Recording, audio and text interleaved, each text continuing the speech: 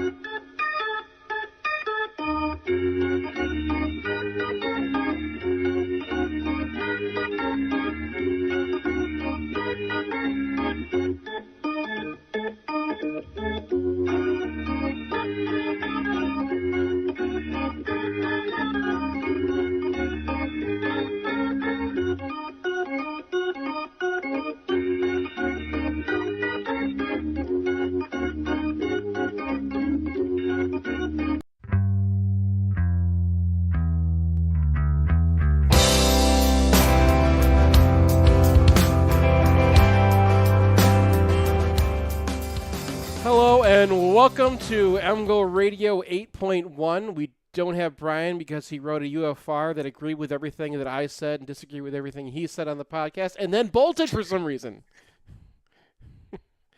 Seems like a good duck on his part. So hi guys, I'm Seth Fisher. We've got Alex. That was David Nasternek's voice you heard there. We have Alex Strain as well. Alex, say hi. Hello. And just joining us as we get on is Carl Grapentine, everybody, the voice of Michigan Stadium. Hey there. We were gonna do Colorado State. Sorry, not Colorado State. We're gonna do Colorado State last. We're gonna do Hawaii first, but I want to know, Carl, how ready are you for this one?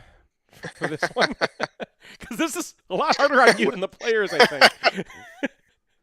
I think it's going to be easier than 6 years ago. It seems like most of the skill players have more Anglo names, shall we say.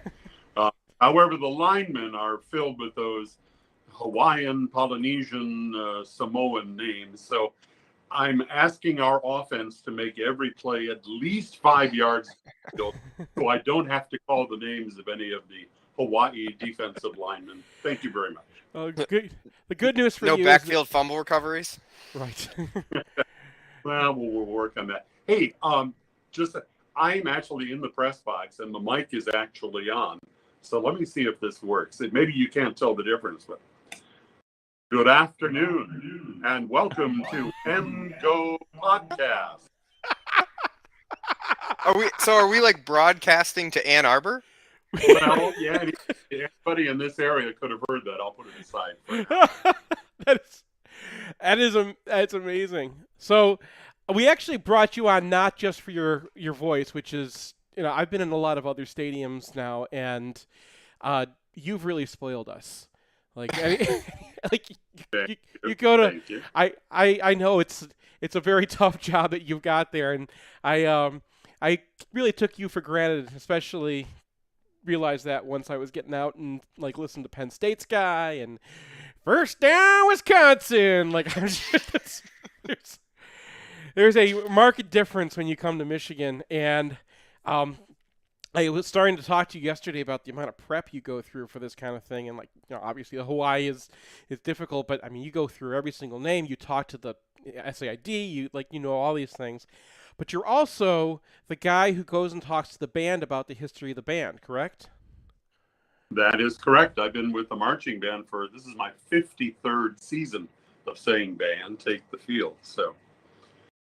And then it's your voice. You have to practice with the band. In fact, that's what you're doing right now in the press box, right? You have right. Yeah. We have a rehearsal coming up at 6 o'clock, and one night only. It's open to the public. So if you're anywhere around, you've got 55 minutes to get here and watch the Michigan band in the stadium. Maybe that's where Brian went. So, all right, so I'm going to quickly read our sponsors, and then I want to talk to you about the history of the band, specifically something that happened 50 years ago today. So anyway, our sponsors are, thank you for running our printing, for making this possible. UGP makes custom apparel such as T-shirts and sweatshirts, was founded by two Michigan alums over 20 years ago. They have 3 retail locations in Ann Arbor and offer thousands of University of Michigan athletic products for sale, ranging from clothing to accessories and memorabilia. Check them out at utpmichiganapparel.com or check out our selection of shirts as well as limited copies of Hail to the Victors 2022, which just went on sale today at mgoblogstore.com. Also want to thank our associate sponsors, Peak Wealth Management, Home Insure Lending, Ann Arbor Elder Law, Michigan Lograd, Human Element, the Phil Klein Insurance Group, Venue by 4M, and we're recording this on Signal Wire. So, the 50 years ago, is it today? I know it's 50 years ago this week, was the first time a woman was allowed to step on the field at Michigan Stadium. That is true. Title IX was passed, I think, in 1971. And, well, there's no one around to confirm or deny this anymore. So I think if someone had really pressed their case of female in 1971, they would have to have admitted her. But the word just didn't get around. So nobody knew. I think there was one woman in the Illinois band in 71, but we began in 72, and most of the other bands around the Big Ten as well. There were 12 young ladies who marched in the fall of 1972, one twirler, one flag, and 10 people that played things. One of them is coming back in 2 weeks to conduct the national anthem for homecoming. So, oh, that's great. And it was kind of an inauspicious beginning. I know that the conductor at the time was not necessarily in favor. I mean, he shifted his position, I guess you could say. He put his finger in the wind eventually and went that way. No, he was adamantly opposed. And if you dig, there are articles in the Daily back in 71, with some very inelegant comments about why women could never be in the band. And then, of course, it was forced to be the case in 1972. And shortly thereafter, he was right out in front saying, I was the first band director to allow women in the band in Michigan. And it's grown, now 50 years later, it's just about 50-50. Yes. Well, and I also noticed the first set that they did was, let's just say it probably was not chosen by the 12 women who just joined the band. Yeah, it was a routine that we had done years before and that they thought was funny. They being, the brass, the adults, and the so-called adults, called Mini Skirt Rebellion. And they formed a stick figure on the field with a skirt. And then the band would play the stripper and stop after 8 bars and yell, higher. And then the form held so the skirt got shorter. And they'd play it and then yell, higher. And then the skirt got shorter. Yeah, not a auspicious beginning for the 12 women in the band, but. And yeah, you kind of have to wonder if maybe that was supposed to be, if that was chosen with that in mind. But maybe, yeah, if it was trying to shake anybody off, it didn't work, obviously, because we have quite a few women in the band today, and right. It is kind of interesting. And like you said, it's in the Daily. In fact, the record of all of this was just covered. Like they were talking about this an awful lot, and they were focused on this.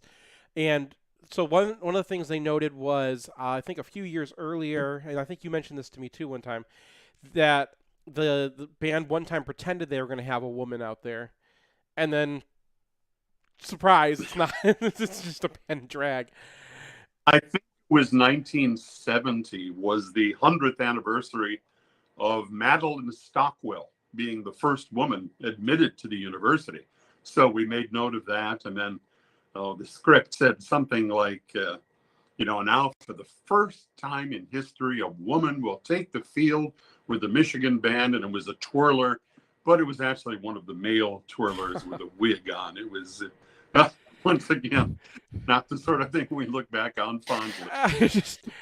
Yeah, when you talk about the good old days, it's kind of, this kind of thing was going on. But the Daily also noted, I think it was probably in September, and maybe this was part of the reason that nobody knew about it in 71. But I think in September 71 was when the Daily announced, or at least was written up in the Daily, that that Michigan had changed its policy. Because Michigan put out a press release and said that, like, we're changing our policy now, and we're not going to have just and I think that originally, and this is according to the press release in '71, that because the band had come out of ROTC, right, like the ROTC, and it had a connection to the Michigan's military history, which is an interesting history to get into another time. But that was why that they were always all male. That was at least their reasoning, obviously, right? And that the association had ended in 1970, and therefore Michigan was changing it. So that was their explanation in '71. Yeah, the ROTC excuse really ceased to be, functional in the 1940s. In the 30s and 40s, William D. Ravelli was the director. He didn't know much about marching bands. So, yeah, he hired an ROTC instructor to teach them how to parade march military style. But around 1950, he hired things got much modernized, an assistant director who came up with, new and different ways to come out of the tunnel and form pictures on the field and all sorts of that. So it had been a long time since ROTC was a good excuse. that makes sense. I don't know. I think it was interesting that they did it in September of '71 though, because who's going to be able to go and join the band 2 weeks into the season already? Right. Yeah. Matter of fact, the woman who's conducting in 2 weeks, I interviewed her a couple of weeks ago just for our archives, and she said in the fall of '71 she did eventually approach Professor Cavender. It was his first year as marching band director, and well, little lady, I'm afraid it's too late for this year because the band's already started and all, but she was ready the next year, and with 11 others. And how was that for the 12 women? I mean, were the guys in the band cool about it? Was there pushback? Was there? I wondered the same thing. I was around, but I wasn't really, part of the band. And in interviewing Lynn a couple of weeks ago, she said they were great to her. The guys in her section, she was a tenor sax player, and they supported her. She was the best player in the section. She was first chair. And she said they had my back, and they helped make it happen, which is good to hear. At least that was okay. Yeah. Yeah. Well, thank you very much, Carl. We'll bring you on all the time just to listen to your voice, but I thought that with the 50 years after Title IX, in case I did an awful job and talked about all this without even explaining what it is, Title IX was a federal law passed that said that universities have to provide equal opportunity to women. And that has touched a lot of aspects of campus life, but especially in athletics and in extracurricular activities that were formerly all male. It meant that either things had to be opened up for women or women had to have an opportunity to compete.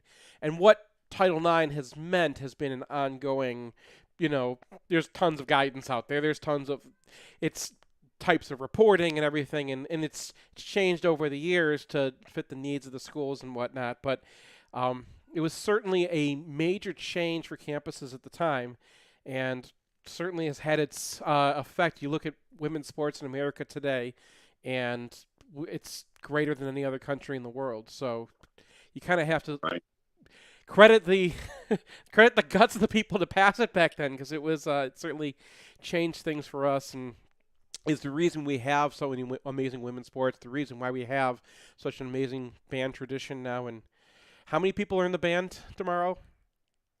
Well, we have in the upper 300s of people who stayed with us. In the last couple of years, especially last year, the first year after COVID, we really didn't know what the turnout would be like, and we had to turn people away, which we had never really done before, but there's just not room in the building for more than about 400 people. There'll be about 300 or so on the field for halftime. Pre-game, it's only about 235 because that's all you can fit into the Block M to make it go down the field. The same for years and years, but halftime is a much larger band. So. I need to know it just because my kids have me do a thing where I have to pretend to be you for a moment. And okay, ladies and gentlemen, presenting the X number of Michigan Marching Band. And Well, there's two things there. As of this year, we have dropped ladies and gentlemen.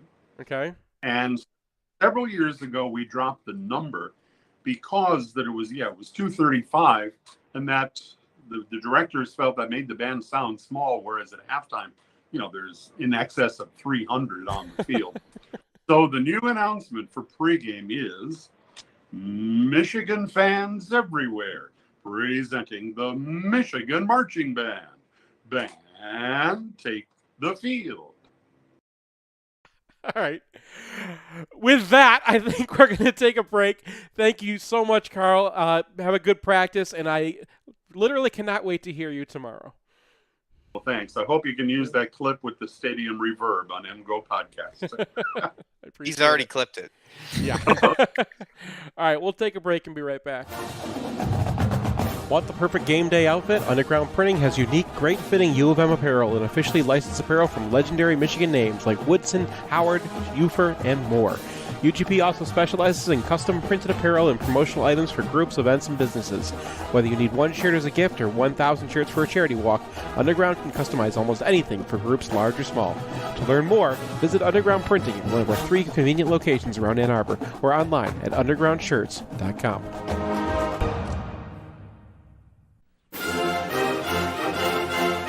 It's painless. It's online. It's group ordering made easy for your next custom printed apparel order. Pogo from Underground Printing will save you time and hassle. Whether you're selling shirts for a fundraiser, organizing a large event, trying to collect sizes and payments for a family reunion, or, ordering a whole bunch of shirts with your Kickstarter, Underground Printing is here to help. Save time and hassle every step of the way with their easy-to-use site. No more guessing what to order, chasing people down to pay, wasting time trying to sort out the order.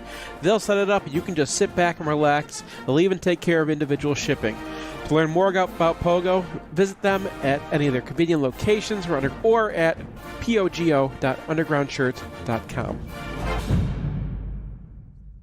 Hey, it's Nick Hopwood, founder and president at Peak Wealth Management. We have a lot in common. We both went to Michigan, we're both huge fans, but I'm concerned about how much time you're spending on Michigan football recruiting. This could be time spent with me poring over your cash flow and Roth conversion strategy. How are these Roth conversions going to get done with you spending all your time and energy on MGO Blog looking at the next 5-star recruits? Hey, all kidding aside, if you're addicted to MGO Blog and you want to outsource some of your financial planning to an expert, consider us, peakwm.com/MGoBlog. At Peak, we work with people in a variety of situations. Some of our clients are young professionals looking to optimize their savings and investments. For young people, time is the key. Some of our clients are super affluent trying to figure out when they can retire. Some are high net worth retirees looking for a second opinion on how their money's working for them. Get your second opinion at peakwm.com/MGoBlog. Peak Wealth Management. Retire with confidence. Passion for e-commerce. Sell stuff online. Security. Performance. Conversion. Beautiful user experiences. Belle expérience utilisateur. Monthly marketing. PPC SEO. Make your user a customer. Conversion. Eau de parfum for online retailers. Love your website. Let Human Element show you how. Available at human-element.com and fine department stores, not fine department stores. 1 and 2 and... If you find yourself on the wrong side of the law, you want a Michigan man in the huddle. Call criminal law attorney and former prosecutor Jonathan Paul at 248-924-9458 or visit his website at michiganlawgrad.com. John is a proud graduate of the University of Michigan Ross School of Business and Michigan Law School, and he looks forward to showing you the Michigan difference.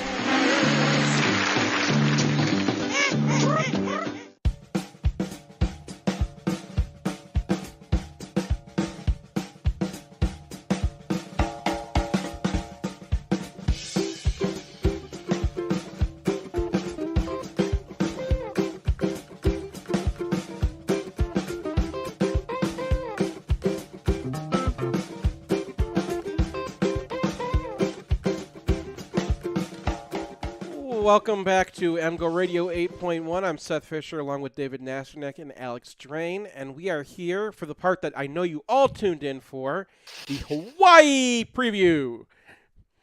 The big night game against the Hawaii Rainbow Warriors.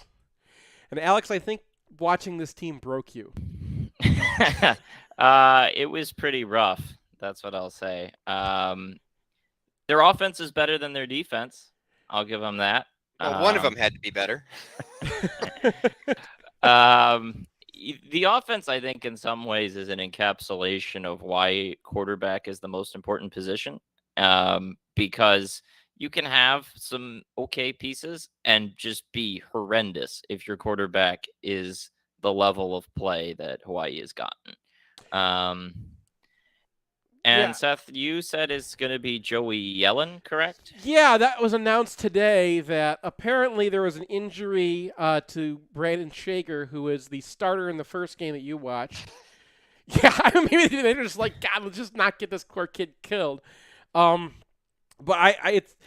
so Shager was the one who started against Vandy, and then he got pulled at the end of Vandy for Yellen, right? Yes. Well, so he started Vandy, got yanked, then they yanked Yellen and put Shager back in, then they started Yellen against Western Kentucky, then yanked him, then put Shager in. So it's just a carousel. I mean, there's not really a starter at that point. I mean, no, it's rotating. You get the job until you throw a howler interception, right? and then they run the other guy out there. Well, so which how many of them do they have? Which one was it for Shager? The one where he threw into like triple coverage, or the one where he threw it to a defensive end or defensive tackle for a fat guy touchdown? I think it was. I don't remember exactly. They all run together. Yeah, it all happened about 3 different times. So yeah, right. I mean, these two guys are real rough. Yellen is a transfer from Pitt, formerly of Arizona State as well. Someone commented that he needs to go to Tulsa and Rice to complete the Todd Graham collection. But who follows Todd Graham around the country? He didn't really, though. They picked him up after, right? But like he's going after Todd Graham leaves these places. He's not showing up. Yeah. So I mean, we're following Jim Mora around, so whatever. It's like the Mark D'Antonio to Brian Kelly. Yeah, basically. So Yellen, he's on his 3rd program in 4 years. This is who he is. Whereas with Shager, he was a young guy, had to play as a true freshman, then gets run out there again as a redshirt freshman in his 2nd season with 2 different coaches and 2 different, offensive coordinators and the whole thing. I mean, Shager's just not ready for prime time. Whereas Yellen, we can just kind of say this is who he is. But both guys are pretty similar in that they're not super accurate. Shager's problem is he would put the ball 10 yards out of bounds on any deep shot. Yellen didn't really attempt a lot of those, but also just had accuracy problems. Both guys can't read a defense. Both guys run 10 yards backwards and then chuck it into triple coverage anytime there's pressure. Like, so we're preparing for Tualia. It's a lot worse than that because Talia is really athletic and can make plays. Yeah, I'm like the world's leading knocker on Talia, and I would not compare him to these guys at all. Like that. No, yeah, it's really bad. Yeah, it's supposed to be a passing offense. Like he's trying. Timmy Chang came out. He was the wide receivers coach of Jay Norvell, who coached Colorado State. So like the offense that you saw last week, that's the offense they came here to run. Unfortunately, Jay took all the players from Nevada already, so Timmy was like, well, you didn't leave anything for me. And they picked up Yellen, I think, after spring practice. So Yellen did not win the 1st or 2nd job at Pitt. And then they got him after spring practice. So like he was learning in fall what the playbook was. Yeah, and it shows too. And their wide receivers are just guys. They had some injury issues there. They've got a big tight end that I'm intrigued about just to see what Michigan decides to do, how they're going to cover him. But he's not a particularly great player. I mean, they typically put the strong safety on him, that's R.J. Moten this year, who's more than he's 223 pounds. He should be able to hang with a guy, 4 pounds more than him. Yeah, and they also have a running back who we really liked in the offseason and featured heavily in Hail to the Victors. Well, unfortunately, he cannot hold on to the football anymore. So that's led to now sort of a running back rotation at that position. Yeah, Nashe Bryant Lele is the 2nd guy. Dedrick Parson is the 1st one. And as soon as when you wrote that, I went because I was putting the preview together and I was going to grab the picture that Hawaii Athletics sent me that I used in Hail to the Victors. And I noticed at that moment, like, oh, he's chicken winging the ball right now. And then I looked at the other picture they had of him, and he was chicken winging the ball there again too. I'm like, maybe this is actually a thing. Might be tipping it. Yeah, I mean, well, I was gonna write like, oh, Alex is probably just like so frustrated watching FFF. You know, I've been there. I know what it's like to watch film on bad teams and be like, why am I doing this? Can I just get over with this? Why are you playing so bad? Yeah, They do have a pretty experienced OL though, don't they? Yeah, well, the one thing I'll also say about the Parson fumbles that was frustrating is both were scooping scores. And if I remember correctly, both were actually not scoops. They were like caught out of midair and scores. Interception They were fumbles? basically pick six fumbles. they're like they both popped in the air to somebody who was Yeah, coming to tackle him, and he gets the ball and said, one of those guys is Alex Orgy's older brother. Correct. Yeah. A Fernie Orgy. Yeah. But yeah, the OL is older. It's more experienced. I think it should be better than Colorado State's, but like there's still a lot of warning signs. They had a right tackle who is struggling, Austin Hopp. Yeah. There's some issues elsewhere. Like I don't expect they'll be able to do much of anything Yeah, up front against Michigan. I like two of their offensive linemen, Michael Vanterpool and Yeah, Ellen Vanterpool's Manning. pretty good. Yeah, Vanterpool, he was playing left guard last year. You could tell who he is because he's the only one who's 6'6", and the rest are like 6'2", so he kind of stands out. And they moved him over to right guard, and I think that's because they want to pull him. And it seems like the best use of that line is El Manning as the left tackle, have him block down, and then try to run off of Vanterpool. And Parsons pretty good at doing that. They also go. They'll also have like some weird formations where like there's a covered guy or whatever because it's not like they can pass anyway. Yeah, and the thing about them is that they pass all the time. I think they've attempted like the highest pass percentage in through week 1 or week 0. They threw just pass after pass after pass.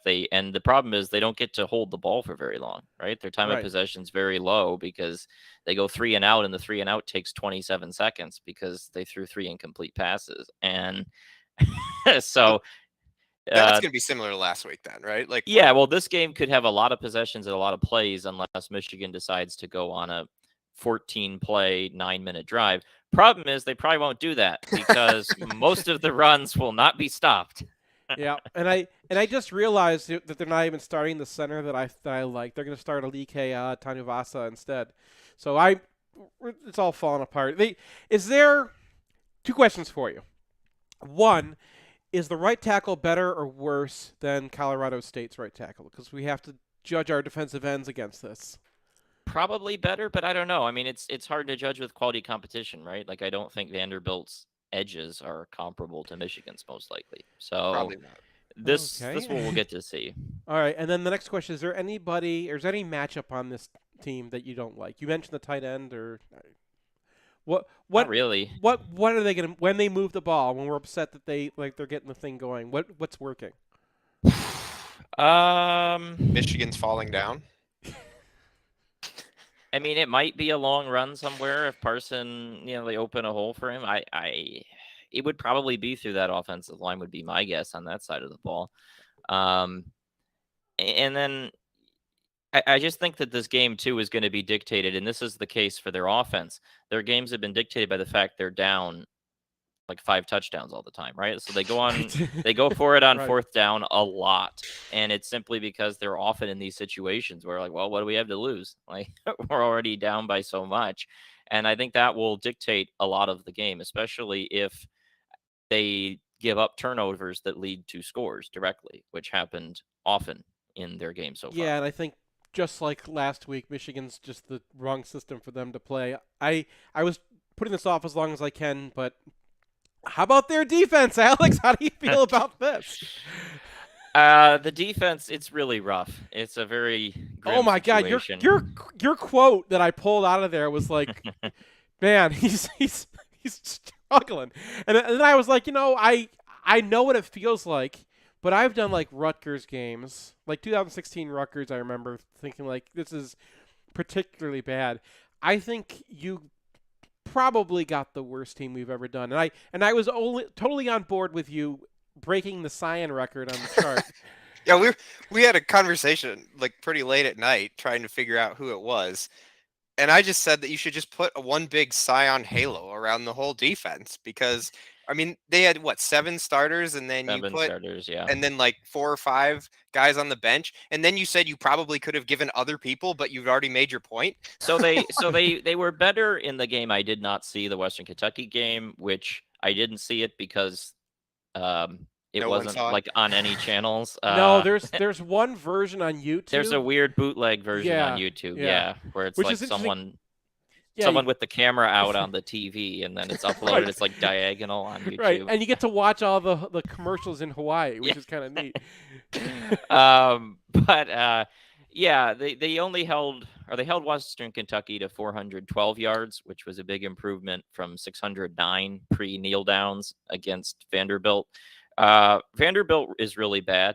At least that's what we think. Maybe they're the most improved team in the SEC, but I doubt it because they played a competitive game against FCS Elon the very next week after just trucking Hawaii. Did Elon get a dunk? Elon's defense did significantly better than Hawaii's defense did, so that's bad.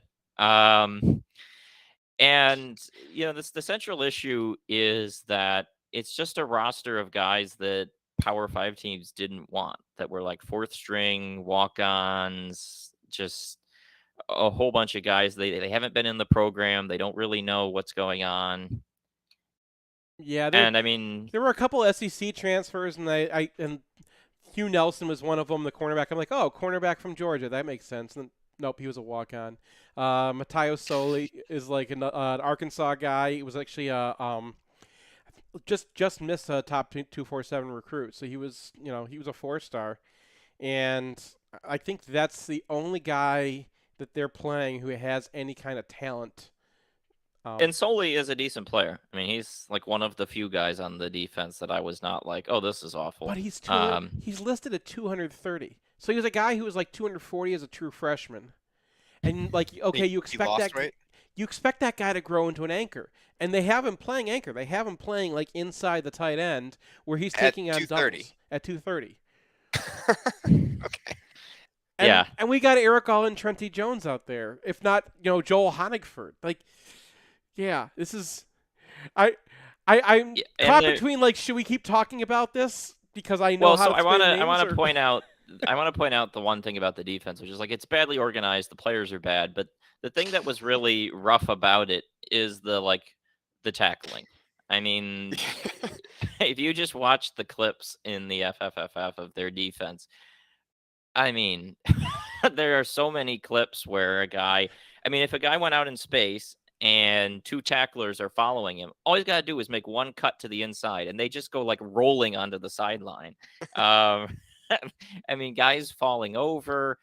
There's the one clip I had where the running back for Vandy, who's like at a 40-pound disadvantage, just trucks their middle linebacker, just like stomps on him and keeps running, and then the safety misses a tackle. That's the good line. That's Penny tackle. Pavihi, not Isaiah Tufanga. I know, and he's the good one. Yeah.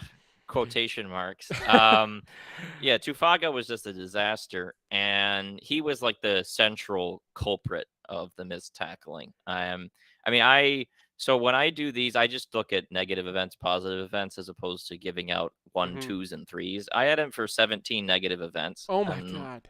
Like 60 plays, and that's not scaling, I will tell you that hating weak side linebackers is another thing that happens. Yeah, linebacker is a hard job, yeah. But when you are unable to wrap up anybody, yeah, right? Like that's a problem, Yes. especially at that position. I will say that their corners, I thought, did okay a little bit against Vandy. Like there were some coverage pluses. It looked a little silly. Like there was one where you gave him a plus, and I thought like, okay, he got in front of the guy, but in the Big Ten they call that pass interference all the time. Yeah, that one could have been a pass interference. And it's also a guy listed at 5'11", quote 5'11", and you see he's like clearly 5'8" or 5, like at 5'9" at the most, right? It landed up against like a normal sized receiver, and he's like coming up to his knees, and it's like. That guy's going to go against Cornelius Johnson this week. Well, and it's important to note that what we saw against Vanderbilt is a little different than what they did against Western Kentucky in terms of their coverages, because Vanderbilt is still like a run-first quarterback run first offense. Like their quarterback is JT Barrett more or less. And so they were trying to stack the box and leave the corners on islands to stop the run. And then against Western Kentucky, which obviously, as we all know, very pass happy team, they were sitting back a lot more. So I'm not sure what the plan will be against Michigan. The problem is, again, they have one defensive tackle who gets blown out on every play. The linebackers can't find the hole, and if they can't tackle. The safeties can't tackle. I mean, Seth, I thought, made a good point about that Minnesota 2017 game, which I decided to watch the highlights again after you brought that up, and I was like, yeah, this was really bad tackling. I mean, there was several runs in that game where, Higdon and Chris Evans break 2 or 3 tackles en route to and no one blocks Khaleke Hudson, which could also be a theme if they put Michael Barrett down the line. All right, what does J.J. McCarthy have to do to match or pass Cade McNamara with his performance in this one? Like, what does it have to look like, taking the competition into effect, right? What are we looking for here? I mean, yeah. I mean, what do you want? This is such a weird game to assess a quarterback competition about. And I think a lot of it will be interesting to see what Michigan's game plan is, because I think it'll be in the back of Harbaugh's mind that he could Harbaugh this thing up and still probably hang 56 points on him, right? Yeah. Like, they could basically never pass, and it probably will not make a difference. So I'm not sure, but I want to see them, let JJ cook a little bit, let him run, let him throw down the field, and there'll probably be lots and lots of opportunities to do all of those things. This is a really rough team, and it's a painful multi-year project in Hawaii, unfortunately. Okay. Alex, score prediction. 66-3. David, score prediction. Yeah, that's what I was thinking. Probably in the 60s. I'll go 68-2. I'll go Brian on it. They'll get one safety. Michigan will screw up, and that's how Hawaii will score. It won't be because they did it. They'll bring in Iowa's defense.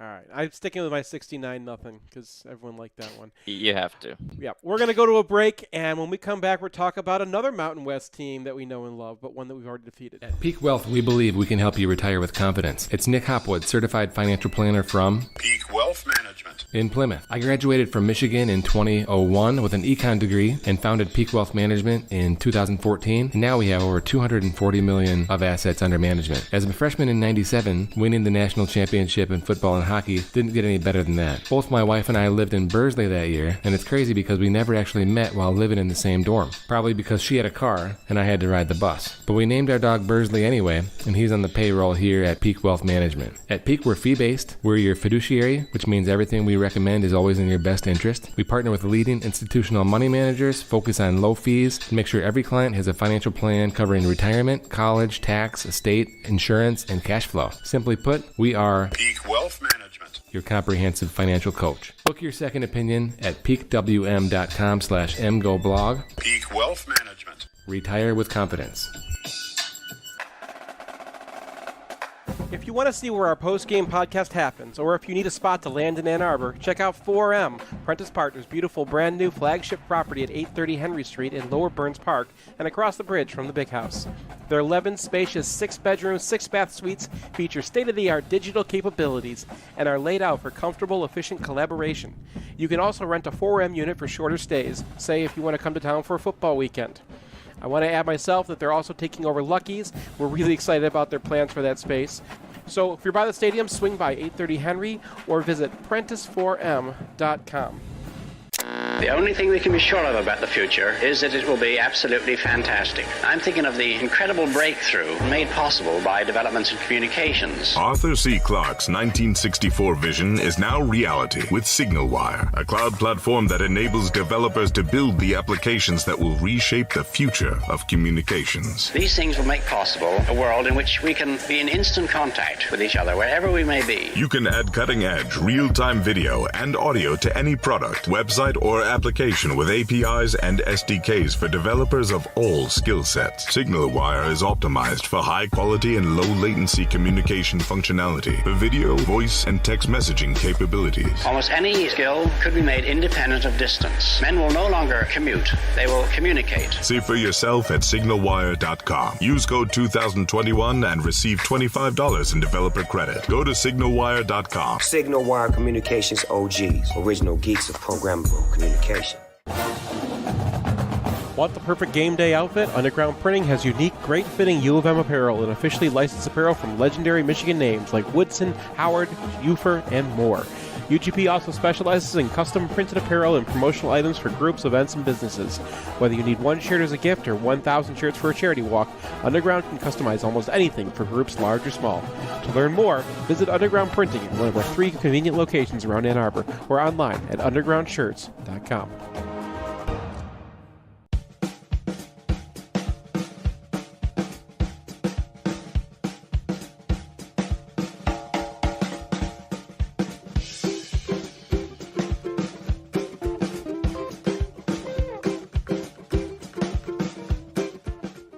Welcome back to MGoRadio 8.1. Seth Fisher with David Nasternak and Alex Drain. We are about to cover the Colorado State game, which I UFR'd on the defense, Brian UFR'd on the offense. For those asking, yes, that's how we're planning to do it the rest of the year. And Les Brian's just like, I am so sick of doing the quarterback competition.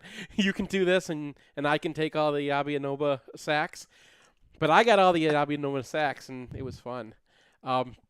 I wanted to get your guys' thoughts now that we've kind of exploded ours out there. And I think our first thing that we were all I was already kind of where Brian was on Cade, but I was kind of surprised how hard in the paint he went. I mean, that was sort of to be expected. I don't think it was... I mean, I guess you always want to relook at things 2 and 3 times before you make a harsh judgment. But, I mean, I went through the game a couple of times, and it's just... Maybe it was a bad game. I hope it was a bad game. Brian kind of alluded to that, right? Like, it just could have been one of his worst performances, and there could have been jitters. Alex mentioned that, too, and everything. But it's really hard to look at that and say he's probably going to beat out JJ, not only after what JJ did later on in the game where he made really good reads and added depth to the offense, but I mean, it was just a very stodgy start and stop first half. Yeah, there was, I don't know, he did get better as the start went along, but I thought Brian did a good job even in pointing out some of the other issues that, kind of were still there, like what we talked about with the Eric All play where he falls over and then the pass incomplete. The fact is that pass is not going for a first down, and they're punting it, or not punting, they're kicking a field goal in the red zone, which was something that Jim Harbaugh talked about before the season and wanting to finish drives and things like that, and the red zone efficiency and everything else. And I basically thought that, my priors haven't really changed. I thought JJ was the better quarterback that day, and now ball's kind of in his court. And we'll see if he can be the better quarterback again tomorrow. Against a monster defense, as we just talked about. I mean, here I remember doing the Washington game. By the way, I think Brian forgot it was Sam Webb who mentioned the only reads the boundary thing.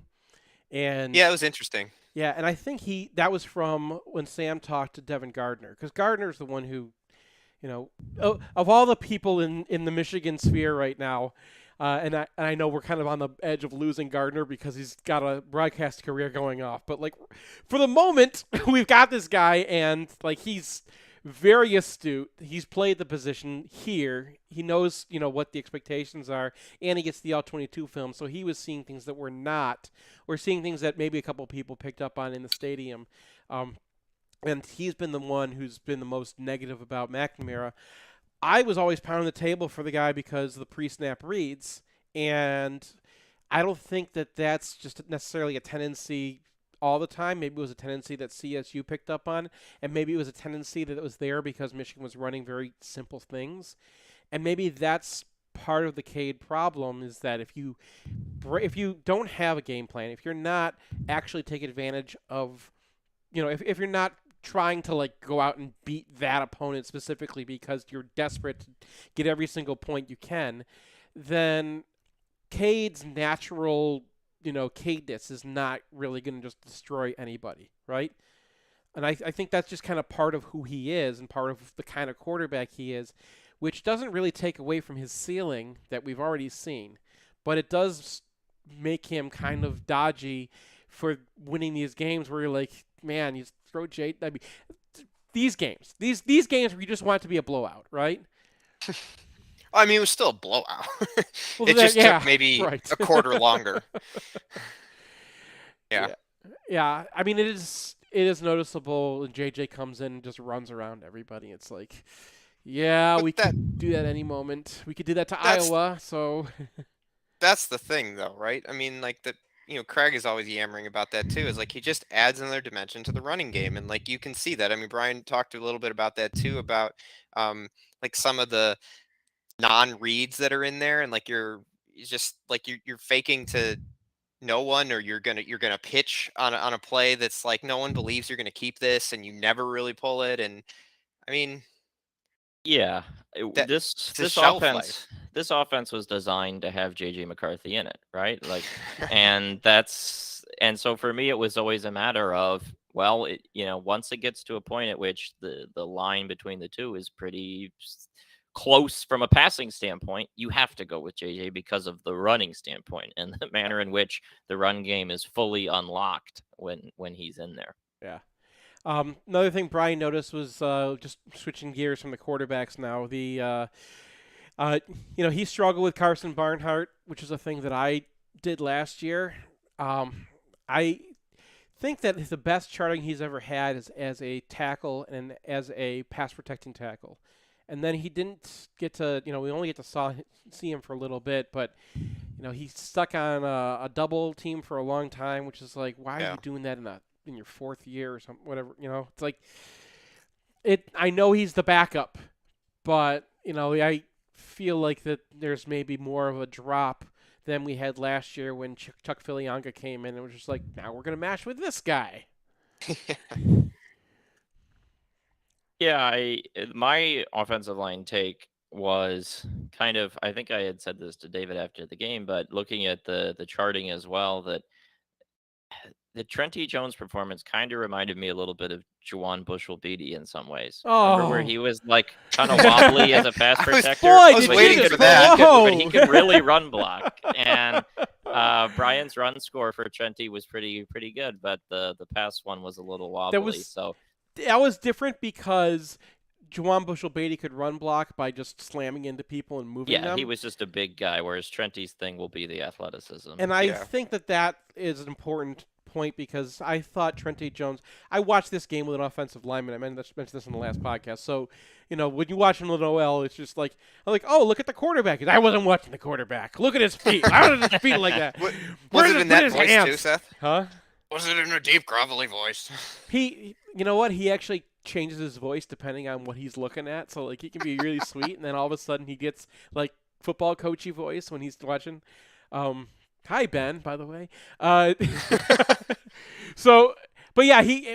He was mad about Trente Jones's feet, which I take as a positive because I know it's a fourth-year player. You want him to be a little bit more developed, but, you get into your first start and you're like, okay, well, what am I doing now? He has the agility. So maybe he just, like, lost some of his – a little excited, oh, God, this guy's – I don't want to mess this up, and I don't know. It could have been there weren't that many opportunities, and Brian only gave him -3 in pass protection, which is not like Ryan Hayes versus Penn State bad day. It's like we're looking for things to talk about, and that was one thing that everyone saw a couple times.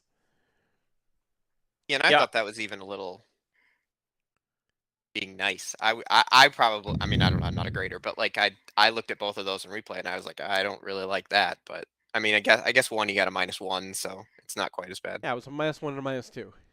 Yeah. I thought the UFR this week, and this is good news for Seth, I thought the offensive one was just not super interesting because, like, we didn't get to learn anything about the receivers at all. Like, a whole portion of it is just not operable Well, at like, all. I mean, there was nothing Whereas- to learn about the receivers. Like, Ronnie Bell had an awesome block. Way! Right? Like, yeah. you know, Roman Wilson is Smith. fast.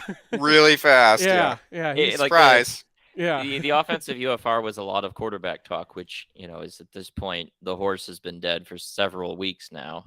We just keep pounding it every day. Whereas the defense, I thought a lot of interesting stuff to talk about on the defensive UFR. Yeah. I don't trust any of it. Or maybe the linebackers. I'm starting to believe that linebacker is not is a position that doesn't really matter as much who you're playing. Not entirely. You can get pushed around, but the idea is to get to the spot before anybody else.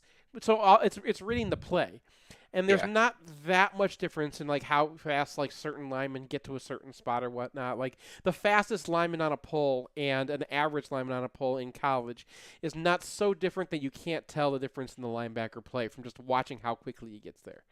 So I thought Junior Colson knew what he was doing for the most part. He had some sticks. Guys did not go forward when he hit them. And I mean, score one for everybody who was saying, calm down, Seth, last year when I was like, this guy is terrible. He's running the wrong direction. What do we do? And True freshman. And he was a true freshman. That's what everyone said. It was like, he's a true freshman. True freshman linebackers don't even play. Like, true freshman defensive tackles suck, but they get in there because they're big. And it's like, you saw Kenneth Grant for a couple plays. He was big. What did he do there? Be big. I mean, Devin Bush didn't even play a ton as a true freshman.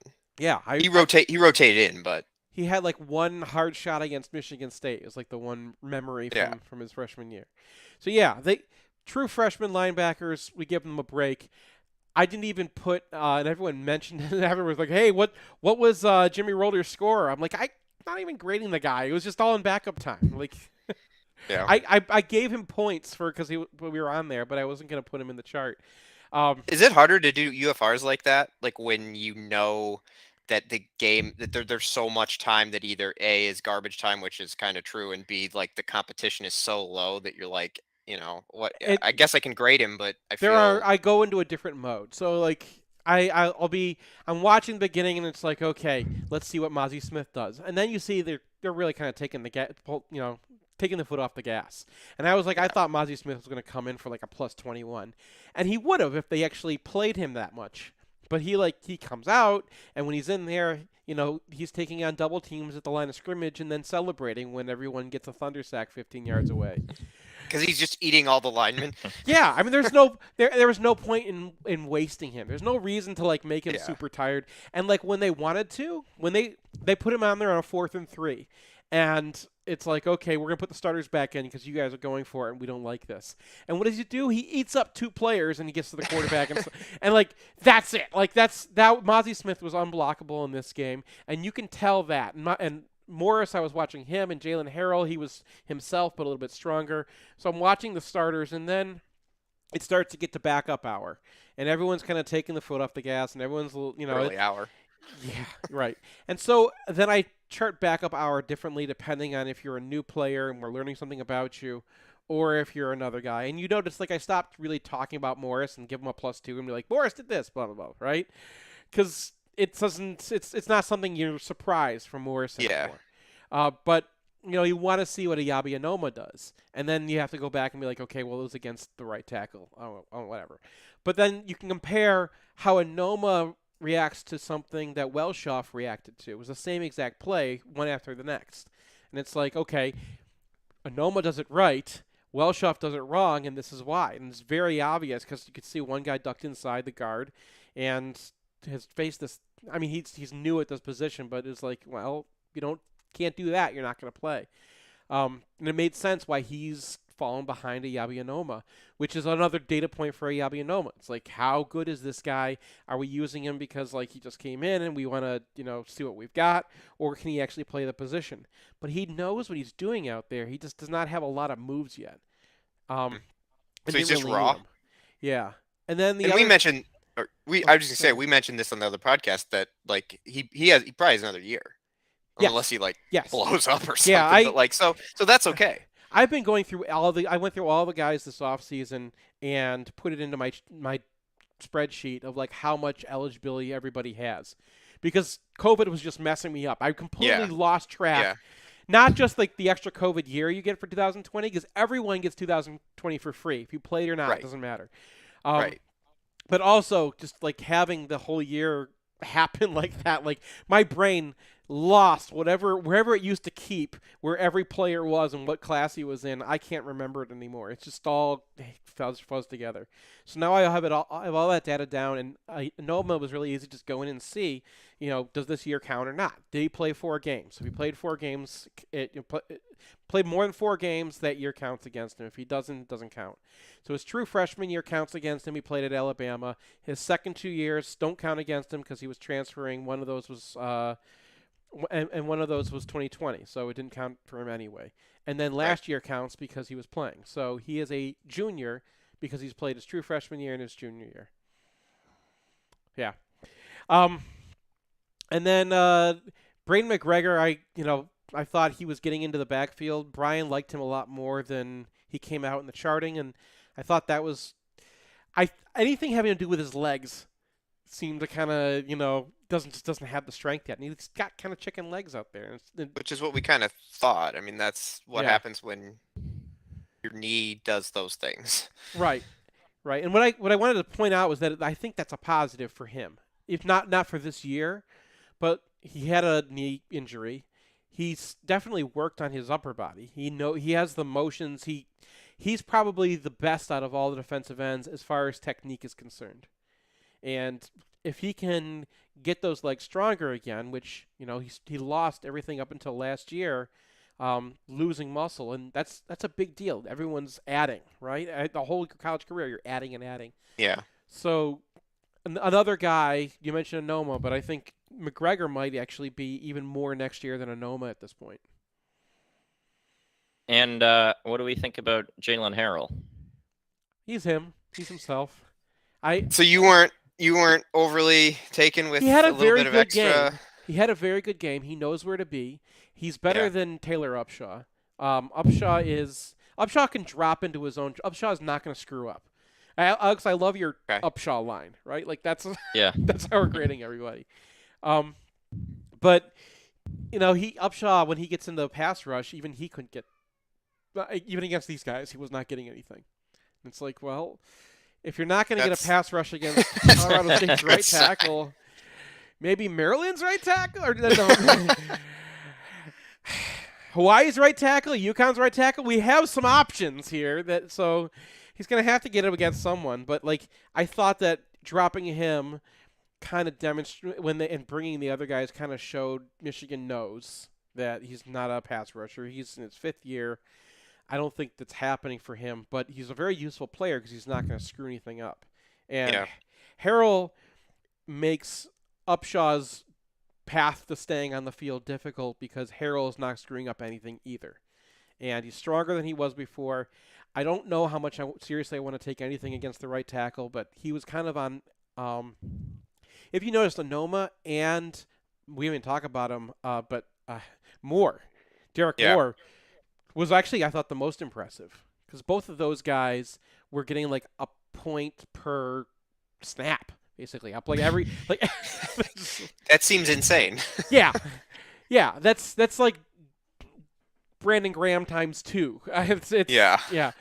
You're and that's not going to happen against regular competition. And obviously, they were out there in positions, they got out there, they got attacked, or they got the pass rush right away. It's not like there were a lot of spots where they were on the field and someone went away from them. But that was kind of happening to Harrell too, and Harrell's score was more like half a point per possession or per snap, which is also incredibly excellent and awesome. It's just there was a difference in the athleticism level, and with Moore especially, man, he's just. With the ease with which he was doing it was different than the other guys. And it looked more translatable to a higher level, even if it wasn't very technique-oriented. He's 270 pounds. He's strong. He knows exactly how to, where to put his hands. He's not on McGregor's level. He's certainly not on Harrell's level as development. But, man, Like, if that's his first game of his career, and he's not allowed to go to the NFL for another 2 years, like, well, woo! Isn't he a year older? Yeah, he's a year older. But that happens a lot. There's a lot of. So Rashawn would Gary was a that year older count too. against his graduation year, though? Well, he graduated high school the same year anyway, so Okay. it's still 3 years from when you graduate high school. If you're 25 years old and you graduate high school, So we but know. you'd still have to be 20. Okay. Yeah, we All know right. this because that's how they get these 30-year-old punters in from Australia. 'Cause it's like they didn't go to high school; they went and played professional sports. There you go. All right. Any other defensive takes? We didn't really get anything about the secondary. You guys Nope. weren't. You guys There wasn't really any grading, right? I mean, like, there was a little, but, I mean, you had a couple, obviously there's a couple good sticks by each of the safeties, and then Sainer still looked a little floppy on the zone at the zone from time to time, but, No, it was one. He had one, and Moten had one. wow. Yeah. Yeah, But but I mean, I thought Sainer that's still why- stuck the edge, which is like Right. Yeah. Against the run, I thought he was really good, so, but that was- again, really small sample size all around, it seemed. Yeah. But I mean, he looked like he belonged out there, which was one of the things we were looking for is like, does the converted receiver actually look like a guy who can play the position? So Well, and he was also he was going to go to Virginia Tech as a cornerback, I think. yes, back when Oh. Virginia Tech cornerback was like Wisconsin offensive lineman or Was linebacker. when It's it like- was right, like all the Fullers. Cool. And, Right. yeah. What do they know? Yeah. Yeah. Yeah. So and that was what I think Rivals was like, we're not even going to rate this guy as a receiver. He's a cornerback, even after like he was coming to Michigan to play receiver. So, yeah, that was nice. And Rod Moore is kind of like inching his way. It's hard to do it against a team like this, but kind of looks like maybe Michigan's best safety since Leno Hill. I don't know. Like who's where's our guy? And I mean Dax Hill is his own thing, right? Yeah.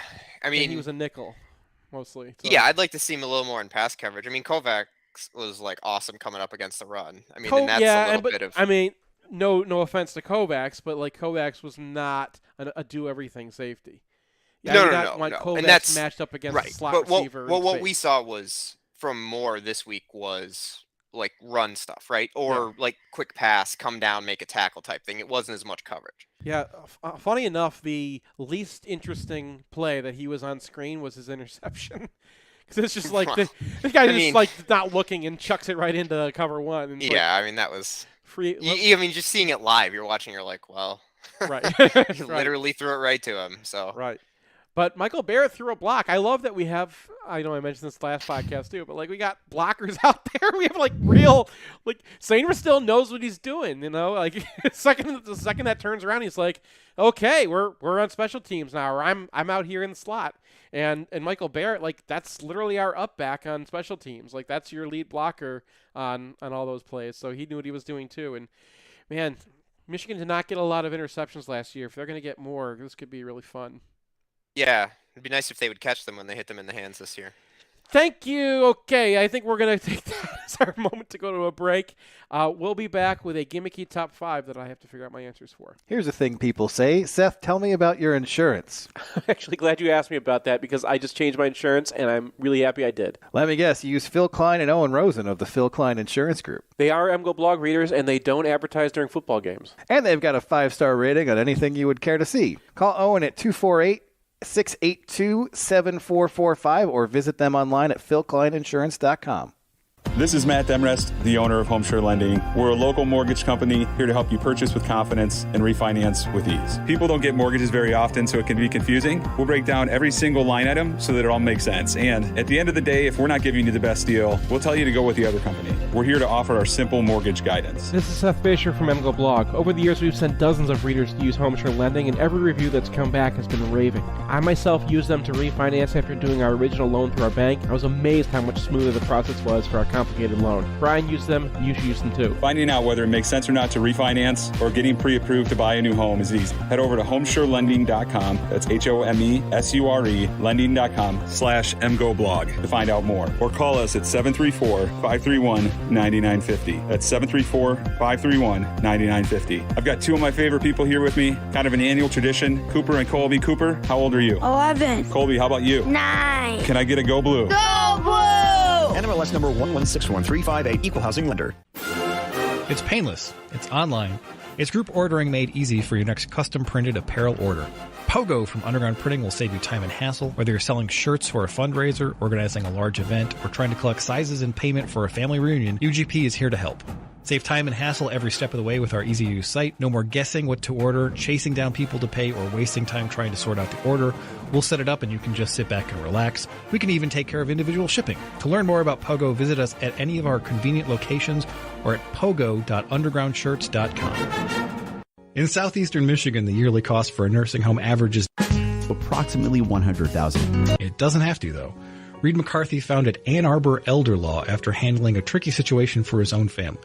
Years of experience later, his boutique firm works with clients across southeast Michigan, dealing with Medicaid planning, long-term care, and tax, disability, and family law, not to mention family dynamics. If you have a family member who may need that level of care, or if you're ready to start your own estate plan, Reed can give you a plan for the future.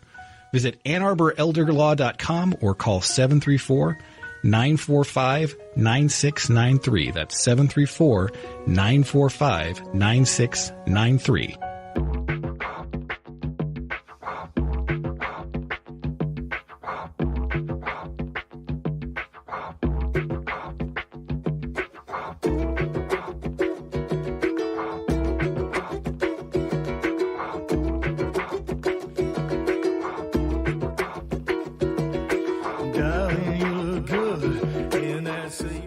Welcome back to MGoRadio. We are going to do a Gimmicky Top 5 because we probably thought we wouldn't have that much to talk about with Hawaii and Colorado State, and yet somehow we did that anyway. I do want to mention our featured musician tonight, it's Brain Plasticity Ukulele Collective. I ran into these guys in Ann Arbor. They are not just ukuleles. Anyone can come play. Anyone can bring any instrument. You can be any age. You can be 35 years old. You could be a 3,000-year-old druid or anywhere in between. They all play a lot of different instruments, and they do have an album out there, which I used for this, but I think the album doesn't really do it justice because it's more kind of like you get whatever you get whenever you go see them. So Brain Plasticity Ukulele Collective. I'll put the link up on the site, and you guys can check them out. Especially if you're in Ann Arbor, you'll probably find some opportunity to go and see them, and it's always fun. So we come up with a Gimmicky Top 5. This is going to be, I don't think anyone got I'm not sure everyone got the assignment. The idea was things that you remember from absolute blowouts that nobody remembers. So I have to tell you a caveat, and we talked about this in the break. Like, doing this with other MGO bloggers is like everyone remembers everything. So if you want to come up with something extremely original that nobody remembers, you better watch some game that was never played. I know, but like there are games that like I did not remember anything from that UMass game, and you pulled like the Mike Cox thing back, and I'm like, oh yeah, like and like. But that was what prompted this. That like, Michigan played UMass in 2012, and I remember nothing. I did not remember. I was at that game, and like I remember seeing Mike Cox running at us, and and whatever. It just blows together. Right? There's been so many games, and these are games that you completely forget. So we're just gonna go right into it. Alex, your number 5 memory from a game that nobody remembers. Mine is the only thing I remember from the 2019 Maryland-Michigan game played in College Park, a game that I was at and broadcasted the entire game of and have no recollection of other than Giles Jackson running back the opening kickoff for a touchdown, which was a pretty cool moment. And at that point, the game was over, and there's nothing else to remember from that game. But I like Giles. He was a fun special teams guy. I don't even remember that. Yep, that's the only, I only usually notable remember. thing. Yeah, I mean, he had another. Oh, I remember the one he almost took back. That against was Indiana. Yeah, that's one of mine. But Yeah. Oh. All right. Well, we'll just go into yours. What's your number 5? Mine was so this wasn't exact. It was kind of something that happened during the game, but in Delaware State in 2009, it was final of 63-6. It was 28-0 in the first quarter, and I got a text from my friend that said we're on pace for 112 points. And I remember looking at that and thinking, there's a non-zero chance that this actually happens. To see a 112-0 game, which I think only Craig Ross could remember a game like that. That's a very nice one. So my number 5 is a personal one. 2010 Bowling Green. When you fall in love and the woman that you are completely in love with says, I really want to get married in Ann Arbor in this one place, and they only have one day available, and it's the day after a football game. Well, you're in love. You just say yes like an idiot, and then you have a anniversary for the rest of your life right in the middle of football season. So I did that, and once I realized what I had done to myself, I said, well, at least we're going to incorporate football into this somehow. So we tailgated. We had everybody come to the Michigan Bowling Green game in 2010. And then my friends got together and had us up on the scoreboard with Seth and Rachel True Blue, and they make sure they got the photo. And they got the photo right after the first quarter. And it's great because Denard is just destroying them in that game. Yeah. And he had a 78-yard run right before the end of that quarter, which made the box score something ridiculous, like 288 yards for Michigan, 21-0, and 12 yards for Bowling Green. Back when defense was hard to come by, if you recall. And then my friends got me the photo blown up, and it's in our basement of this of that moment. So our wedding weekend at least got that and this beautiful photo of Denard Robinson's destroying Bowling Green. So there's my memory. You will never forget that. No. Well, we celebrate that along with the anniversary.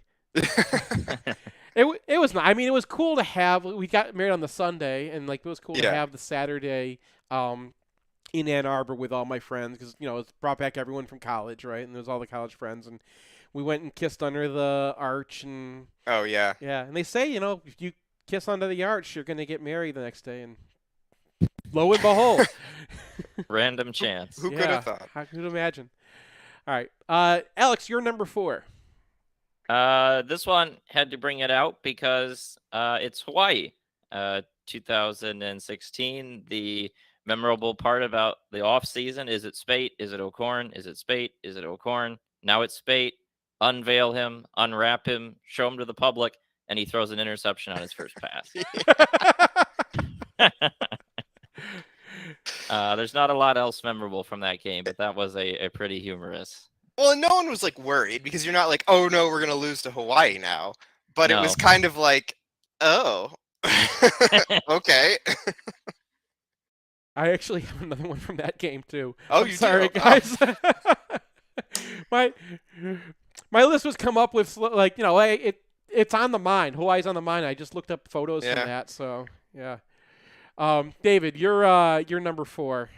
So my number 4 was going to be Notre Dame 07, and the interesting thing about that was the fact that they went 3-9 that year, and I didn't remember that. Notre Dame did. But because you wanted something specific that no one remembers, I'm using one of my honorable mentions, which is Rutgers 19, which was 52-0. And there's nothing really memorable about the game, except for that the student section was clearing out, and a whole pack of Elvi took up residence in the higher part of the student section. And there's just why is everyone there? You can see them because there's no one there. These bunch of dudes in white jumpsuits, and they played Jailhouse Rock for him and put the camera on him. And there's just hip swinging everywhere, and they're just going nuts for this. I don't know where that came from, but I will never forget seeing the pack of Elvi. There's one more notable thing about that game. Okay. We fired Chris Ash. That's right. He was fired the very next day. That was his last game. Now, was it I can't believe you made it that long. Was it 17 or 15? So 17 was no, it had to be 15 when like we had Harbaugh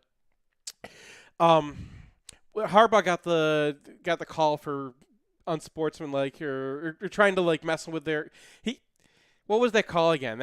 People still bring it up all the time. He tried to bring Intent an extra to guy. deceive? Intent to deceive, yeah. Was that the intent to deceive game or was that 2015? I don't 15. I think that was 19, but I think it was early in back in Harbaugh's 15. career. Yeah. Man, all the Rutgers games at home just run together. There's the one where they threw it to Chris Evans. I remember that. Oh, Brandon Peters first Brandon touchdown. Peters game. Brandon Peters to Chris Evans, and like Yeah. the heavens part. Maybe I should make that my number 3 instead. But anyway, my number 4 is also from that Hawaii game, and it's Jabril Peppers not hurdling a fool, even though he did hurdle a fool in that game. And I found the photo and used that for the Hawai'i preview because Jabril Peppers hurdled a fool. Nice. But he also, it's the first, remember, it's really early in the season, and it's the first moment of you tried to edge Jabril Peppers. How did that work out for you? Yeah. Because they run a play that's like, yeah, we got them now. And Peppers just screams down faster than you've ever seen someone scream down and stops the lineman coming across just cold. And it's like, well, nowhere to go now. Now you have to deal with Ryan Glasgow and Mo Hurst inside. And I mean, that was that season, right? Like that 2016 season was you cannot edge Jabril Peppers no matter what you do. And he's out there playing linebacker, so you're going to have to play him like a linebacker. And I mean, the first time we got to see it work, that was really cool. It's like, okay, Don Brown, I get it. I think I'm on board with this. This looks like it's going to make sense. No one had really done it like that. Like no one had ever. I mean, he was like the first person, at least in Michigan anyway, that you could ever see. Since the 70s and the strong safety was invented. Well, yeah, right. But like that's the thing. But they took back something from way back. Now 50 years ago. It was 40 years ago or so when he. But yeah, that was the style of play, and like the fact that he could do it at his size was like that was the eye opener because it's a big offensive lineman with like Malatonga or whatever his name was. Like I remember having a name that sounded like Mungo, and like just slams into the guy and he goes backwards. It's like, okay, your play is over. Alex, your number 3 thing you remember from a game no one else remembers. So I'm going with the aforementioned Minnesota game in the rain. We brought it up briefly earlier, but their complete and utter failure to ever adjust to Khaleke Hudson on every single play, just unblocked off the edge every play, just tackling the quarterback, whether it was a TFL or a sack or whatever. The other things I wanted to say about that game, I was in the student section for that one, right? And it was a rainy game.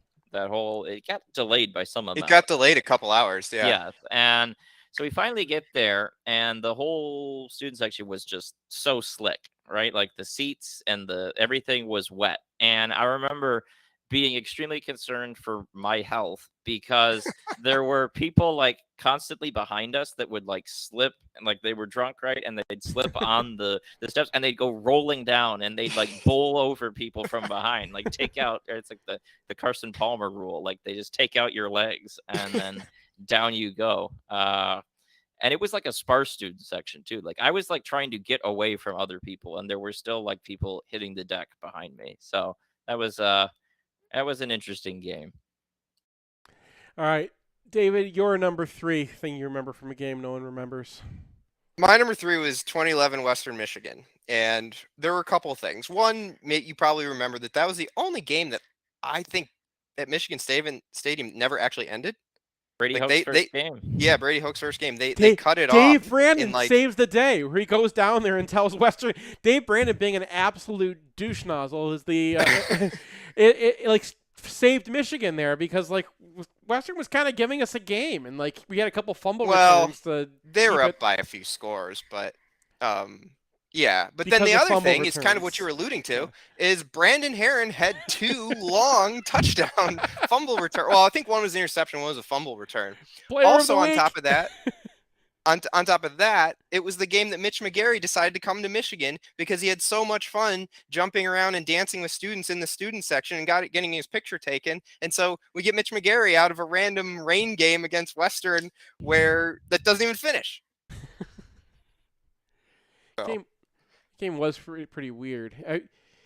I mean, that's the kind of the secret thing about that game is that Western was playing us pretty evenly, and Michigan got a lead because of the turnover luck, and then Brandon goes downstairs and hollers at the AD of we're not playing the rest of this game. You have to cancel it. And he does. It was also I think there was 10 or 11 minutes left in the fourth quarter, and Michigan was up multiple scores, and they delayed it multiple hours. And I mean, I don't know, maybe Western wanted to come back out, but I mean, there's no one there. We came back out for Utah in the. Yeah, 14. I mean, It's sorry, Brian scenario. Mack. Yeah. And Ace. Did you hear that story about Ace? What happened there? Yes. Yeah. Where Brian forgot to send him home. I was at Brian's house for that, and he jumps off the couch. He's like, "Oh no, I didn't tell Ace he could go home." And so he starts texting him, "You can go home, man." I was like, "Oh God." Yeah. Well, I mean, all the rest of the press corps was still there. All right. Yeah. I'm on my number 3. It is that 2019 Indiana game we brought up at Indiana. Okay, but it's not the one play that everyone remembers from that game, which is Giles Jackson's return that everybody knows. He's down there go and celebrate. Everyone practices celebration, but everyone knows it's coming back. I hope I stump you guys on this one. Do you remember Michigan going for 2 in that game? Oh. No. Because they had a swinging gate sprint right option with Dylan McCaffrey, and it worked. Because it was the McCaffrey. Yeah. Oh, because he was back after he got targeted by Wisconsin. Wisconsin, and he came back for this. And they inserted him. They did the swinging gate thing where they line up everybody on the left, and then everyone shifts over to the right. And then they did a speed option to the right with him. And Indiana was like, what? This is why are you doing this to us? What did we do to deserve this? And it was 5 minutes left in the third quarter. I just remember everyone was weirdly nervous for that game because Michigan always played these weird games in Indiana, and the previous 2, I believe, went to overtime. And then Indiana was having a decent year, and it didn't start really good for Michigan, and then they blew them out by 3 or 4 scores, and you're like, oh, well, that's probably that was the game where we were like, the Gaddis offense finally arrived. Actually throwing it to Nico Collins. Yeah, Collins had 2 or 3 touchdowns. Yeah. Hashtag speed and space. Well, they also threw one to St. Still. They threw one to Jackson. Jackson had the return. It was yay! Hashtag speed and space. Yeah, I mean that was probably Shea's best passing game. Yeah, it could have been. Maybe. I mean, he actually had a really good Ohio State game that year. But anyway, we're on number 2. Alex, number 2 thing you remember from a game no one remembers. This one, maybe some people remember it. I know Brian Mack probably does. I love that they faked the extra point for 2, already up 27-0 against Rutgers in a game that they were inevitably going to win by much, much more. And they were like, what we're going to do, we're going to fake it and have the holder just run up the middle. Who was the holder? Garrett Moores. Yes! The 2-time holder of the year. Yeah. Nice. All right, David, you're number 2. Northwestern 2015, who actually Northwestern, I look back, they were 10-3 that year. Yeah. But Michigan had their 3rd shutout in a row after giving up 7 points to Oregon State and then 7 more points to UNLV, which that Oregon State game, the thing that no one remembers about that is a minus 45-yard punt snap that went over Oregon State's head and almost hit the sky cam, by the way, while we're at it. Anyway, so they'd given up 2 touchdowns, 1 in each game, and then 3 straight games where they pitched a shutout. And for the last 30 seconds of the game, the people remaining chanted defense like they were at a basketball game. And I'd never really heard that in applicable context at a football game. And that was probably one of the coolest moments in not a celebratory win sort of status, but everyone in the stadium knew, hey, we haven't given up a point in a month, and we're going to honor the defense with the defense chant. Well, there was also I think it was Amaro Darbo's catch in that game. That was BYU. BYU, yeah. Yeah. That was another. But Chesson, I think, had the weird power. Yes, yeah, the power return. Yeah, you're right. Yeah. That was actually, I think BYU we chanted defense as well, and then Northwestern was doing the next game. Okay. Yeah, because they kept them under 100 yards up until deep in the fourth quarter, and then like as soon as they got over 100 yards, we're like, well, let's let the chant go anyway. Defense. All right, mine goes way back. There's no way you guys remember this one because this was like early in my fandom. This is 1988. Okay, so Probably don't. I'm 8 years old. I know some people weren't even born in 1988, but this is. Are they on this podcast? It's not his fault. Not his fault. But this is like the very beginning of my fandom, and my fandom is a very kid fandom at this point. And I go to a game with my dad, and then he's listening to the radio while we're watching the game. This is what the old men used to do: is they'd have the radio with the headset thing. Looked like it was like a tape. His was like a tape recorder, so he like listened to Beach Boys on it all the time, and then turn on the game by flipping a switch. And he like listened to the radio and watching the game. So he's listening to the radio, and he tells me, so Wisconsin, the game was like started late, and he goes, well, Wisconsin got here late because the bus driver drove them in the wrong direction. Apparently, this really messed up Wisconsin. It was in the newspaper the next week. Michigan won that game 62-14. We probably left at the half. But like and Wisconsin was not very good in 1988 back then. That was they weren't good forever, right? That wasn't until like the early 90s. The guy right before Barry Alvarez was the guy who started turning it around. And so I didn't remember barely any of the players or anything like that. I just remember going to the game and my dad, I've been so fascinated by the fact that the bus driver had taken them the wrong direction. It was true. They gave them the wrong direction to Ann Arbor. It's not even that far. They from drove to 94. Detroit or something and then had to turn around and come back. And I was 8 years old and taking the bus to school back then, so I was like, that's I didn't know that can happen. Really maybe I won't have to go to school because the bus driver will get lost. So that's that one. Alex, your number one thing you remember from a game no one remembers. This one I like to call back to the Middle Tennessee State game to start the 2019 season. I've got three things from this game. Okay. And this is a game definitely people don't remember because Craig Ross did not remember it when we were talking to him a week ago. Three things. Number one, Shea fumbles on, I believe, the first offensive play from scrimmage. First series, yeah. Number two, this is the game when DPJ is injured, and we don't know who's going to be doing punt returns. Oh, and so Jim Harbaugh sends out Lavert Hill, his one experienced corner, to do the punt return, and Lavert fumbles the punt and then gets rocked while doing it. So, and then that was it. That was the end of Lavert Hill as a punt returner. Wow. And then number three, this is the one where Harbaugh is like, we're going to use Dylan McCaffrey this year. We're going to find a way to use him. So he lines him up as a slot receiver, and they throw a screen to him, and a linebacker comes across and just plants him. And DCAF is still not terribly large at this point. And it was another one that was just like, what? Let's get our backup quarterback killed for no reason when we have slot receivers. So it really was kind of like that game encapsulated a lot of the weird, bad Harbaugh moments, right? Like the ideas that are just very strange and don't make any sense. That's fair enough. All right, you're number one, David. All right. It's 2003 Houston, and this actually, the moment takes place in the next game, but probably the best chant I've ever heard at a Michigan game, arguably, where Houston kicks a field goal in the third quarter, and so they get on the board. So it's 50-3. And the next week Michigan plays Notre Dame, and they shut out Notre Dame 38-0. And in the fourth quarter to end that game, everybody's chanting Houston's better.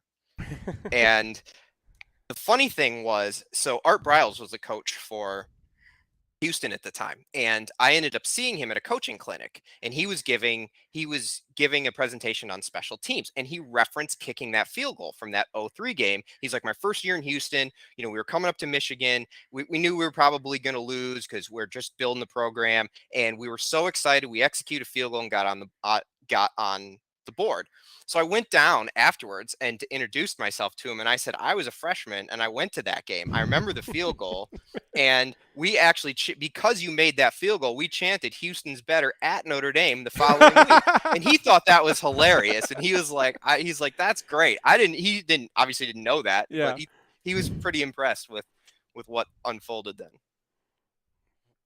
All right, my number one. Hang on, everybody. I have to pull it back up again because I lost it, and we're using my screen here, so apologies.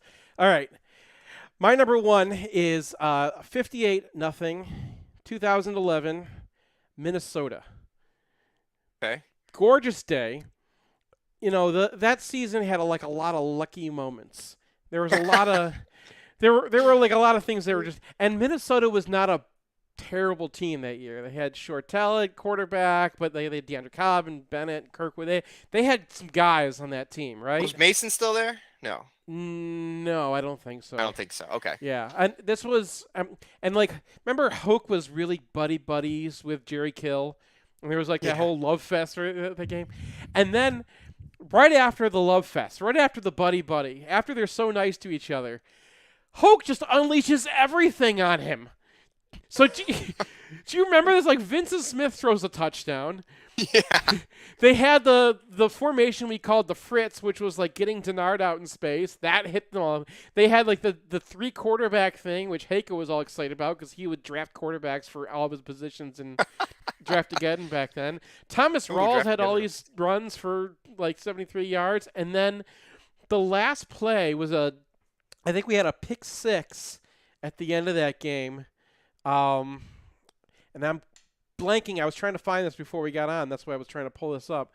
I'm blanking on who had the last interception to cap this score that's going on the jug for all time.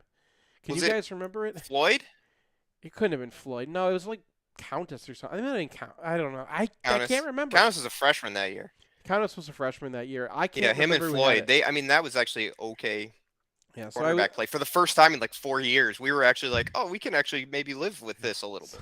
But somebody in the comment section is gonna tell me who it was, and I'm gonna feel like an idiot because I remembered it. But I remember the Vincent Smith touchdown. We're just every single trick play we can think of, we're pulling out of the book, and it's this is your friend, Brady. What are you doing? And it goes on the jug. 0. It's so you look at the brown jug, and it looks, it's mostly a match for how the teams were. So the 30s, Minnesota's kicking our butts, and in the 60s, and they're kind of even because we're both bad teams. And then Michigan, when they're really good, is destroying them, and it matches up. And then there's this 2011 58-0 in the middle of nowhere. It's just that was when Brady Hoke decided to destroy his friend. That was a memorable year. Yes, very, very much was. I think that's it for our all of our wonderful memories. And I have this silly thing I do where the outro is 30 seconds and we're out of things to say. So, any of your honorable mentions there, David? You want to throw out in the next 10 seconds? Well, the one thing I said was the 18 Wisconsin game when they played jump around was, they had never really done that at a trolling level in the stadium. Fans do it and we do it, but actually Michigan officially did it, and I was kind of that was a bit of an eye-opening moment in 18. All right. Well, hopefully we'll get one this weekend. See you, everybody.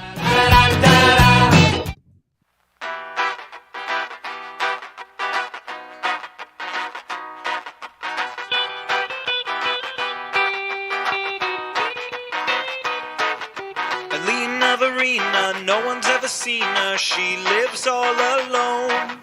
She makes a ruska, she makes a vodka, makes it in her home.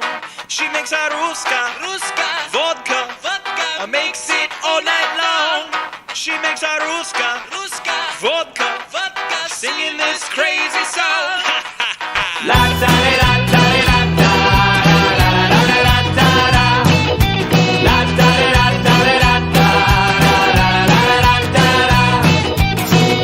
He's a mayor and a land surveyor with plans of his own. He hates a Ruska, he hates a vodka bandit from